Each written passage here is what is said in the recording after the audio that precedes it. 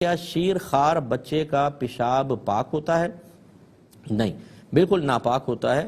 احناف جو ہیں ہم اس حدیث پر عمل کرتے ہیں، استنزہوا من البول فإن عامۃ عذاب القبر منہ۔ سرکار فرماتے ہیں پیشاب کی چھینٹوں سے بچو کیونکہ اکثر عذاب قبر اسی کی وجہ سے ہوتا ہے۔ اور اس حدیث میں نبی کریم صلی اللہ علیہ وسلم نے شیر خوار بچے یا بڑے کے پیشاب کی کوئی تخصیص نہیں فرمائی، حتیٰ کہ جانوروں تک کے پیشاب کا استثناء نہیں کیا۔ اس لیے ہر ایک کا پیشاب چاہے جانور کا ہو، انسانوں کا ہو، چاہے شیر خوار بچے کا، وہ حرام ہے، لہٰذا وہ ناپاک بھی ہے، اس کو پاک کرنا ہی ہوگا۔ اور یہ جو بعض حدیثوں میں ثابت ہے کہ سرکار کی گود میں بچہ دیا، بچے نے پیشاب کر دیا تو سرکار نے تھوڑا سا پانی لے کے چھڑک دیا، یہ بعض حدیثوں میں اس طرح کے الفاظ ہیں۔ اس سے یہ کہاں ثابت ہوا کہ پیشاب پاک ہے؟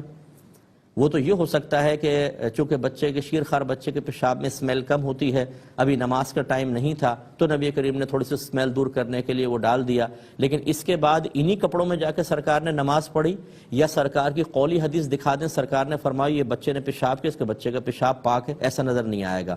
تو جب قولی حدیث میں اور عمل سرکار صلی اللہ علیہ وسلم میں ٹکراؤ پیدا ہو تو امت کے لیے قولی حدیث فوقیت رکھتی ہے، جو سرکار نے قول فرمایا اس سے عذاب قبر ثابت ہو رہا ہے، لہذا شیر خوار بچے کا پیشاب بھی حرام ہے۔